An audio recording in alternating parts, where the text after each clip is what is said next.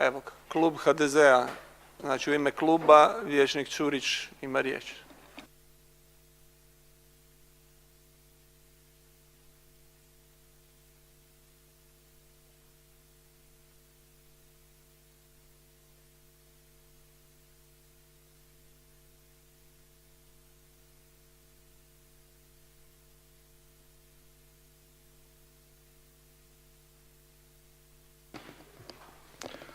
Gospodine predsjedniče, hvala.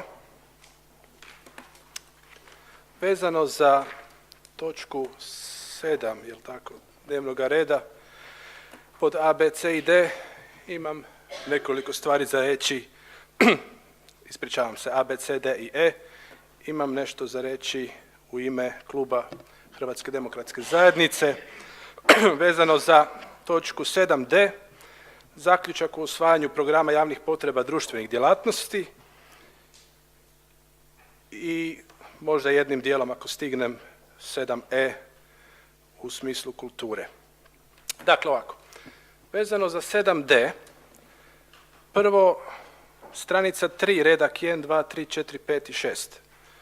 Piše javne potrebe u osnovnom školstvu iznad standarda, unapređenje standarda u školstvu i navodi se rečenica: iskazana su izdvajanja u sustav školstva iznad programa i sredstava osiguranih sredstvima decentralizacije, grad Pula prijatelj djece. Pa bi se zaustavio na toj terminologiji grad Pula prijatelj djece, iskoristio mogućnost na neki način dati značaj i onome za što sam se zalagao ispred Hrvatske demokratske zajednice posljednjih mjeseci, a to su besplatni udžbenici, ali također za sve osnovnoškolce, ali također možda u prolazu replicirati i kolegici Rabar vezano ranije kad je spomenula savjet mladih i kako oni su od 15 godina na gore, dakle ne spadaju u osnovnu školu, ali onaj koji ima 15 godina, član je savjeta mladih, bio je jučer, je imao 14 i bio u osnovnoj školi. Znači zna direktno situaciju koliko su udžbenici u osnovnim školama bitni i potrebni. Dakle, bilo bi jako lijepo da sam ja i svi mi u oporbi koji smo se zalagali, zalažemo se za besplatne udžbenike, a to je cijela oporba, naravno da bi bilo lijepo da smo dobili u tome podršku i od Savjeta mladih grada Pule, jer, kažem, to bi dalo dodatni pritisak na one koji upravljaju gradom, a nemojte zaboraviti, i mi u oporbi na neki način snosimo odgovornost ako o tome ne govorimo. Znači, nije samo uprava grada, mi smo ovdje svi odgovorni za to, ako ništa drugo da namećemo tu temu i da o tome pričamo. Idemo dalje. Stranica 10 dokumenta, opet kažem točka 7D, kaže pod 1 grupa sportova, odnosno prva grupa sportova. Tamo je klasificirano u nekoliko grupa sportova po važnosti i navodi se sljedeće. Sportovi koji su od posebnog značaja za grad Pulu su atletika, jedrenje, košarka, nogomet, odbojka, rukomet i veslanje. Mene zanima zašto grad Mate Parlova boksu ne pridodaje važnost čak ni prve grupe sportova. Znači u našem gradu, a to je grad Mate Parlova, boks se ne smatra da spada u prvu grupu sportova. Po ovome što ste vi napisali. Možda sam ja krivo pročitao. I zato želim postaviti pročelnici to pitanje na osnovu čega boks, a također ću spomenuti vaterpolo. Zašto nije vaterpolo? Zašto nije plivanje? Nadalje, gospođa pročelnica je sad spominjala dom za starije i nemoćne i ja imam jedno jako konkretno pitanje vezano za situaciju sa domovima za starije i nemoćne u našem gradu. Gospođo pročelnice, možete li nam potvrditi ili negirati činjenicu da se čeka red preko 10 godina za dom za starije i nemoćne? Ja vas molim, znači, da potvrdite ili da kažete da nije tako i da dajete neke argumentaciju da to nije tako. Znači, moram znati točnu informaciju. Zašto? Jer ukoliko je tomu tako, nastavit ću raditi u tom smjeru kako bi tu anomaliju mogli izmijeniti, jer to naprosto nije dobro za jedan grad kao Pula, koji ipak nešto mora biti drugačije. Ako ništa drugo, zato što mi koji smo ovdje u gradskoj vijećnici kao Puležani si smatramo da smo Puležani. Je li tako? Dajemo si na važnosti i to je prirodno i uvijek smo takvi bili. Ja sam isto prvi takav. Mene ne zanima ni Zagreb, ni Rijeka, ni Osijek, ni ništa. Mene zanima Pula.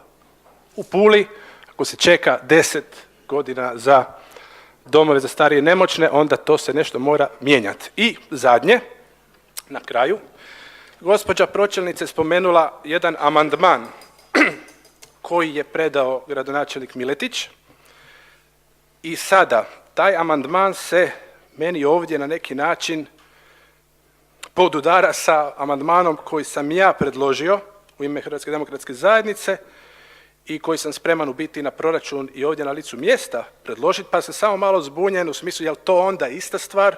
Ako je ista stvar, onda ću dapače čestitati i zahvaliti. Dakle, 160.000 kuna o kojima ste vi govorili, da li je to onda taj amandman koji se nastavlja na grad subvencionira školske marende za 100 učenika pulskih osnovnih škola, čiji obitelji, premda ne koriste socijalnu pomoć, vi ste tako isto rekli, nisu u stanju djeci osigurati školski obrok. Pa dakle, tu sam spomenuo istraživanja Pulske humanitarne udruge Pokloni mi budućnost, koja se već godinama bavi pomaganjem Puljankama i Puljanima u potrebi, a poglavito djeci i tinejdžerima, itd., itd. Što se dogodilo? Dogodilo se naprosto da obitelji, znači kad se stavilo to sve na papir, ispalo je da nekakvih 100 učenica i učenika u gradu Puli, na razini grada, na razini svih osnovnih škola, da njihovi roditelji i obitelji možda ne primaju socijalnu pomoć, ali naprosto svoj djeci ne mogu priuštiti marende, školske marende u školama. I onda smo, zato mi ispred HDZ-a išli sa tim amandmanom, pa samo možda da se kaže, ako je to to, ako se to tiče toga, ako je, ja vam zahvaljujem, čestitam i oduševljen sam s time, zato što je to jedan problem s kojim se humanitarna udruga Pokloni mi budućnost godinama pokušava na neki način obhrvati. Znači, stavite se u situaciju da vaši roditelji, da ste u osnovnoj školi, da vaši roditelji ne primaju iz bilo kojih razloga, pazite, obitelji mogu imati nekakve probleme ovakve ili onakve, ne primaju socijalnu pomoć, ali naprosto ne mogu priuštiti marendu svojem djetetu. I ta inicijativa, ovo sve što sad ovdje govorim, zapravo je krenula od nastavnika, od učitelja, koji su takve nekakve situacije prepoznali i počeli su toj djeci oni pomagati. Ali mislim to nije u redu, bilo bi normalno da grad pokuša na neki način preuzeti taj dio, pogotovo s obzirom da se radi, kao što sam ja naveo u amandmanu, o jednom sitnom zapravo naspram proračuna iznosu od 160.000 kuna, jer se računa 8 kuna po marendi po djetetu na dnevnoj razini, 1.600 godišnje po djetetu, pa izračunajte puta 100 djece, to je 160.000 kuna. Tako da, socijalno osjetljiv grad, ako imamo više, možemo više dati. Ako nam je turizam u porastu, u uzletu, to znači da možemo više, pa evo i za tih 100.000 kuna dati onima kojima je to potrebito. Zahvaljujem. Zahvaljujem.